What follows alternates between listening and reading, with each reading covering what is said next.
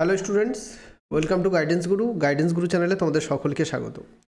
আজ আমরা এই ভিডিওতে অতি গুরুত্বপূর্ণ একটা চাকরির পরীক্ষা সম্পর্কে আলোচনা করব। প্রত্যেককেই তোমাদের এই চাকরির পরীক্ষাটা ফর্ম ফিল আপ করা উচিত এবং প্রত্যেককেই পরীক্ষা দেওয়া উচিত, কারণ এই চাকরিতে যারা পরীক্ষা আগে দিয়েছো তারা তো জানোই, আর নতুন যারা তাদেরকেও বলতে চাই প্রত্যেক বছর কিন্তু নিয়োগ হয় এবং এক বছরের মধ্যেই পুরো রিক্রুটমেন্টটা কমপ্লিট হয়। এমনকি 2023 সালে পর বছরে দুবার নিয়োগ হয়েছিল, কারণ করোনার সময় একবার মাঝে পরীক্ষা নেওয়া যায়নি এক বছর, তাই কিন্তু 2023 সালে পরপর দুটো পরীক্ষা হয়েছিল আর দুটো নিয়োগ এক বছরের মধ্যেই কমপ্লিট হয়েছিল।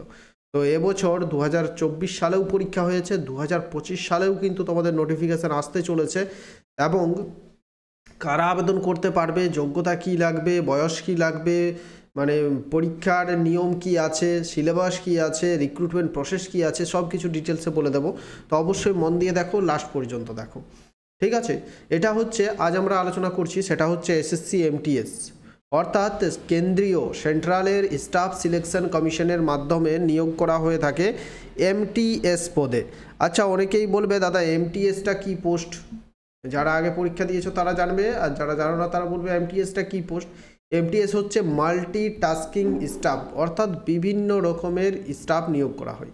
কীরকমভাবে নিয়োগ করা হয়? বিভিন্ন কেন্দ্রীয় মন্ত্রকগুলোতে দেখে নাও, যেমন হচ্ছে ইনকাম ট্যাক্স ডিপার্টমেন্ট, সব ডিটেলসে বলে দেবো কারা কি আবেদন করতে পারবে, কবে ফর্ম বেরোবে, সব কিছু লেখা আছে আমার, সব বলে দেবো। কবে ফর্ম ফিল আপ বেরোবে, কবে পরীক্ষা হবে, সব কিছু ডিটেলস তোমাদের এক্ষুনি বেরিয়ে গেছে, যে পরীক্ষার ডেট পর্যন্ত বেরিয়ে গেছে, সব বলে দেবো। তার আগে দেখে নাও যে কোন কোন দপ্তরে কোন কোন ডিপার্টমেন্টে নিয়োগ করা হয়, যেমন income tax department, external affairs, election commission, home affairs, central secretariat, consumer affairs, defence ministry, সেন্ট্রালের এই সব দপ্তরগুলোতে নিয়োগ করা হয়। কাজ কি হচ্ছে? আচ্ছা, তোমরা বলবে যে এতগুলো দপ্তরের একসঙ্গে কি করে পরীক্ষায় নিয়োগ হচ্ছে? কারণ বিভিন্ন ইনকাম ট্যাক্স ডিপার্টমেন্টে এখানে 10টা পোস্ট খালি আছে, এক্সটার্নাল অ্যাফেয়ার্স এখানে 20টা পোস্ট খালি আছে, ইলেকশন কমিশন এখানে 30টা পোস্ট খালি আছে। তো এই 10টা 20টার জন্য তার পরীক্ষা নেওয়া সম্ভব নয়, তাই সবগুলো একসঙ্গে মিলিতভাবে নেওয়া হয়ে থাকে পরীক্ষাটা। যেমন ফেজ 11, ফেজ 12-এর পরীক্ষাগুলো এসএসসির মাধ্যমে নেওয়া হয়। সেখানে কি হয়, বিভিন্ন রকমের পোস্ট থাকে, কিন্তু এখানে একটাই পোস্ট হচ্ছে, সেটা হচ্ছে এমটিএসের পোস্ট, মাল্টিটাস্কিং স্টাফ।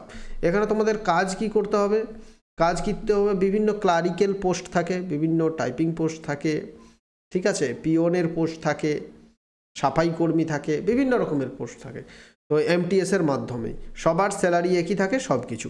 তো চলো দেখে নাও। যোগ্যতা শুধুমাত্র মাধ্যমিক যদি তোমরা পাস করে থাকো তাহলেই আবেদন করতে পারবে, শুধুমাত্র মাধ্যমিক পাস করে থাকলেই আবেদন করতে পারবে। আর তোমাদের ফর্ম ফিল আপ শুরু হয়ে যাবে, দেখো নোটিফিকেশন চলে আসবে 26 জুন 2025। তোমরা বলবে স্যার এখনই আপনি কি করে জানলেন 26 জুন 2025 নোটিফিকেশান আসবে? এখনই নোটিফিকেশান বলে দিচ্ছি ডেটটা, কারণ হচ্ছে এসএসসি প্রত্যেক বছর এক্সাম ক্যালেন্ডার বার করে। তো গত এক মাস আগেই কিন্তু একটা এসএসসি এক্সাম ক্যালেন্ডার বের করেছিল, যেখানে লিখে দিয়েছে বা পরিষ্কার বলা আছে 26শে জুন নোটিফিকেশান বেরোবে, 26শে জুন থেকেই আবেদন প্রক্রিয়া শুরু হয়ে যাবে, 25শে জুলাই পর্যন্ত এক মাস ধরে আবেদন প্রক্রিয়া চলবে এবং সেপ্টেম্বর অক্টোবর 2025 সালে পরীক্ষা হবে। সেপ্টেম্বর অক্টোবর যদি তোমরা ধরে নাও, এখনও তোমাদের হাতে 7 থেকে 8 মাস সময় রয়েছে। আর যারা সত্যিকারের চাকরি পেতে চাও, তোমাদের কাছে 7 থেকে 8 মাস সময়টা এমটিএসের মতো পরীক্ষা পাস করার জন্য যথেষ্ট সময়। কারণ এখানে সবথেকে সুবিধা কি আছে জানো? ম্যাথ এবং রিজনিং সেটা কিন্তু কোয়ালিফাইং, শুধুমাত্র পাস করলেই হবে। তোমাকে সবথেকে বেশি জোর দিতে হবে যেটা, ইংলিশ এবং জিকেতে জোর দিতে হবে। ইংলিশ এবং জিকেতে যে যত বেশি নাম্বার পাবে সে কিন্তু কাট অফ লিস্টে সবার থেকে এগিয়ে যাবে। বুঝতে পারছো সময় কত? 7 থেকে 8 মাস এখন সময় আছে। ফেব্রুয়ারি মাসটা পুরো শেষ যদি আমরা ধরে নিই, তাহলে দেখো মার্চ, এপ্রিল, মে, জুন, জুলাই, আগস্ট, সেপ্টেম্বর, 6 থেকে 7 মাস সময় আছে, ঠিক আছে। মাধ্যমিক পড়ে থাকলে আবেদন করতে পারবে। এজ লিমিটটা একবার দেখে নাও, 18 থেকে 25 বছর বয়স অবধি সবাই আবেদন করতে পারবে। বয়সটা হিসেব করা হবে হয়তো এইরকমভাবে 1/1/2025 হিসেবে হতে পারে, ঠিক আছে। আগস্ট মাসের আগে যদি ফর্ম ফিল আপ হয়, আর অথবা 1/8/2025 হিসেবে তোমাকে 25 বছর হতে হবে জেনারেল ক্যাটাগরি। আর এমটিএসের সঙ্গে রিসেন্টলি 2 বছর ধরে আরেকটা পোস্ট বেরোচ্ছে, সেটা হচ্ছে হাবলদার পোস্ট। কি পোস্ট? হাবলদার পোস্ট। এই হাবলদার পোস্টের জন্য একটু মানে দৌড়াদৌড়ি করতে হবে। মানে কি, এটার জন্য পিইটি আছে, অর্থাৎ ফিজিক্যাল পিএমটি এবং পিইটি আছে, ফিজিক্যাল এফিসিয়েন্সি টেস্ট রয়েছে। বাকি এমটিএসের জন্য কোনো রকমের কিচ্ছু টেস্ট নেই, পিইটি পিএমটি নেই, শুধুমাত্র একটাই পরীক্ষা হবে টিয়ার 1 পরীক্ষা পাস করলেই কিন্তু ডকুমেন্ট ভেরিফিকেশন হবে। অন্যান্য এসএসসির যে সিএইচএসএল, সিজিএল, ফেজ 11-12, যে ফেজ 10, এগুলোর জন্য যেমন টিয়ার 1 টিয়ার 2 দুটো পরীক্ষা হয়, এখানে টিয়ার 1 একটাই পরীক্ষা। হাবলদারের ক্ষেত্রে তোমার 2 বছর বেশি পাচ্ছ, 18 থেকে 27 বছর। ওবিসিরা যথারীতি বয়সে 3 বছর ছাড় পাচ্ছে, অর্থাৎ ওবিসিরা এমটিএস পোস্টের জন্য 18 থেকে 28 বছর, হাবলদারের জন্য 18 থেকে 30 বছর। এসসি এসটিরা এমটিএসের জন্য 18 থেকে 30 বছর, হাবলদার পোস্টের জন্য 18 থেকে 32 বছর। বোঝা গেছে? তো হাবলদারের ভ্যাকেন্সিটা একটু কম থাকে, এমটিএসের ভ্যাকেন্সিটাই বেশি থাকে। প্রত্যেক বছরই 3000, 4000, 5000, এমনকি 8-9 হাজার পর্যন্ত আমরা ভ্যাকেন্সি দেখেছি। এবারেও প্রচুর ভ্যাকেন্সি আশা করি তোমাদের থাকবে। তো একবার সিলেবাসটা দেখে নাও, সিলেবাসটা শুধু দেখে নাও। যারা পরীক্ষা দিচ্ছে এটা তারা তো প্রত্যেকেই জানো, নতুন তারা মন দিয়ে দেখে নাও, ঠিক আছে? কারণ এই রিক্রুটমেন্ট প্রত্যেক বছরই হয়, আর 1 বছরেই পুরো রিক্রুটমেন্ট প্রসেসটা কমপ্লিট করা হয়।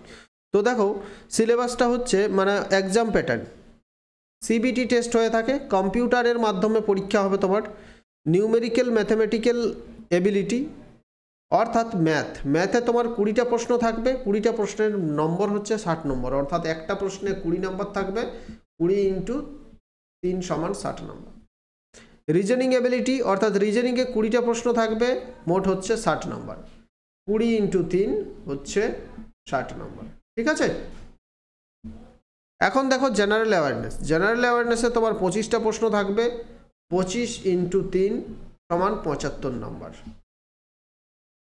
আর জিকে ইংলিশে 25টা প্রশ্ন থাকবে, 75 নম্বর। বোঝা গেছে?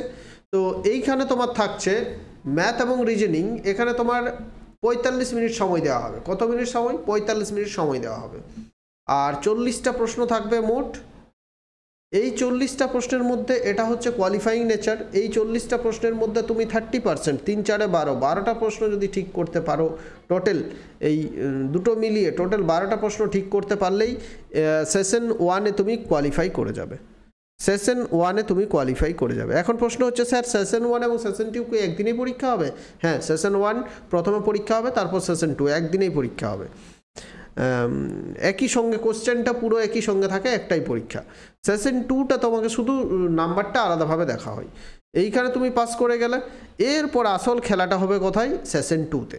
জেনারেল অ্যাওয়ারনেসে 25-25 50টা নাম্বার থাকবে, জিকে এবং ইংলিশে কত নাম্বার? 25-25 50টা প্রশ্ন, নাম্বার নয়, 50টা প্রশ্ন, আর নম্বর থাকবে 150 নাম্বার। এই 50টা প্রশ্নের মধ্যে তুমি যতগুলো ঠিক করতে পারবে তোমার জন্যই ভালো, ঠিক আছে? তত তোমার কাট অফ ক্লিয়ার করার সম্ভাবনাটা তত বেড়ে যাবে। আর এই যে 150 নাম্বার, অর্থাৎ এই 25 + 25 নাম্বার, যে জিকে এবং ইংলিশ, এই 50টা প্রশ্নের উপর ভিত্তি করেই কিন্তু কাট অফ তৈরি হবে, তোমাদের মেরিট লিস্ট তৈরি হবে। মেরিট লিস্টে যদি তোমার নাম থাকে, তারপর তোমাকে ডকুমেন্ট ভেরিফিকেশনের জন্য ডাকা হবে, ডকুমেন্ট ভেরিফিকেশন হয়ে গেলেই তোমার চাকরি, ঠিক আছে? তো কিচ্ছু একেবারে সহজ প্রসেস, কোনো টিয়ার 1 টিয়ার 2 নেই, ইন্টারভিউ নেই, পিএমটি পিইটি নেই, কিচ্ছু নেই, একটি মাত্র পরীক্ষা আছে। শুধুমাত্র হাওলদার পোস্টের জন্য যদি তুমি অ্যাপ্লাই করো, হাওলদার, এমনকি তুমি দুটো পোস্টের জন্যও অ্যাপ্লাই করতে পারবে, তো হাওলদারের জন্য তুমি অ্যাপ্লাই করো, তখন কিন্তু পিএমটি পিইটি আছে, এমটিএস পোস্টের জন্য কিছু নেই। আর ভ্যাকেন্সিটা সব থেকে বেশি এমটিএস পোস্টেই থাকে। তা আমি বলবো যে প্রত্যেককে, আমাদের রাজ্য সরকারের ভ্যাকেন্সি নেই বললেই চলে, কবে একবার পিএসসি ক্লার্কশিপ হচ্ছে, 10 বছর পর রেজাল্ট দিচ্ছে, মিসলেনিয়াস হচ্ছে, তার কোনো 18ই পরীক্ষা হলে 2024-এও পুরো রিক্রুটমেন্ট কমপ্লিট হচ্ছে না। তো রাজ্য সরকারের আশায় পড়ে না থেকে সেন্ট্রালের যে পরীক্ষাগুলো প্রত্যেক বছর হচ্ছে, সেই পরীক্ষাগুলোর জন্য তোমাদের প্রিপারেশন নেওয়া উচিত। আমি বলবো এমটিএসের জন্য প্রত্যেকে প্রিপেয়ার হতে থাকো। আর এই এমটিএসের জিকে যদি তোমরা প্রিপেয়ার হয়ে যাও বা তৈরি করে নিতে পারো, তাহলে রাজ্য সরকারের একটাও চাকরির পরীক্ষায় জিকে নিয়ে তোমাকে ভাবতে হবে না। তো তার জন্য ওই জিকেতে যাতে তোমরা খুব ভালো প্রিপারেশন নিতে পারো, তার জন্যই আমরা তোমাদের জন্য চালু করেছি এসএসসি এমটিএসের জিকে পেড গ্রুপ। এসএসসি এমটিএসের জন্য আমরা জিকে পেড গ্রুপ চালু করেছি, জিকে পেড গ্রুপ চালু করেছি। এই জিকে পেড গ্রুপে তোমরা পেয়ে যাবে এসএসসি এমটিএস পরীক্ষার জন্য বিগত 3 থেকে 4 বছর, বিগত 4 বছরের প্রিভিয়াস ইয়ারের প্রশ্নোত্তর, সঙ্গে পেয়ে যাবে স্ট্যাটিক জিকের পিডিএফ, পেয়ে যাবে 2 বছরের কারেন্ট অ্যাফেয়ার্স, মাত্র 199 টাকার বিনিময়ে। 199 টাকার বিনিময়ে এত কিছু পাবে। তো যদি তোমরা পেমেন্ট করো তাহলে তোমাকে আমাদের যে পেড গ্রুপ রয়েছে টেলিগ্রামে, সেই টেলিগ্রামে পেড গ্রুপে জয়েন করানো হবে। প্রচুর কিছুদিন আগে এসএসসি জিডির পরীক্ষা হলো, প্রায় 400-500 জন কিন্তু সেখানে অ্যাডমিশন হয়েছিল। তো যদি তোমরা জয়েন হতে চাও তো অবশ্যই জয়েন হতে পারো। আমাদের নাম্বারটা দেখে নাও, এখানে নাম্বার নেই, দিয়ে দিচ্ছি 7001501393, 7001501393। এই নাম্বারে তোমরা হোয়াটসঅ্যাপে মেসেজ করবে, পুরো ডিটেলসে সব কিছু বলে দেওয়া হবে। কোথায় পেমেন্ট করবে, কিভাবে পেমেন্ট করবে, কিভাবে আমাদের গ্রুপে জয়েন করবে, সব কিছু আমি হোয়াটসঅ্যাপে বলে দেবো। যদি জয়েন করতে চাও, জিকেতে 25টা প্রশ্নের মধ্যে 20 প্লাস কমন দেওয়ার গ্যারেন্টি আমাদের। তো অবশ্যই যদি জয়েন করতে চাও আমাদের গ্রুপে জয়েন হবে, এই নাম্বারে তোমরা মেসেজ করো। এখন থেকেই প্রিপারেশন নিতে হবে, দেরি করলে কিন্তু চলবে না। 6-7 মাস তোমরা যদি বলবে যে আমার ফর্ম ফিল আপ হবে তারপর প্রিপারেশন নেব, অ্যাডমিট আসবে তারপর আমি কয়েকটা জিকে পড়ে যাব, এইভাবে কিন্তু হয় না। একটা সব কিছু জিনিসের সফলতা অর্জন করতে হলে সব কিছুর একটা দীর্ঘমেয়াদী প্রসেস রয়েছে, শর্টকাটে কিচ্ছু হয় না। তুমি বলবে 1 মাস পরে আর চাকরি পাবো, কিন্তু যে যতই বলুক কোচিং সেন্টার, এই যে ক্র্যাশ কোর্স আমি খুলে দিলাম, 1 মাসে চাকরি, 2 মাসে চাকরি, এইভাবে হয় না ভাই। তোমাকে দীর্ঘমেয়াদী প্রসেস 5-6 মাস চাই, তাহলেই কিনতে হবে। তো ভালো থাকো প্রত্যেকে, থ্যাংক ইউ। শেয়ার করে দাও তোমার বন্ধুদের সাথে। এছাড়াও আমাদের টেলিগ্রামে ফ্রি টেলিগ্রাম গ্রুপ রয়েছে, জয়েন করতে চাইলে ডেসক্রিপশনে লিঙ্ক আছে, প্রত্যেকে ফ্রি টেলিগ্রাম চ্যানেলে জয়েন করে যাও। গ্রুপের নাম হচ্ছে guidance Guru official. Thank you.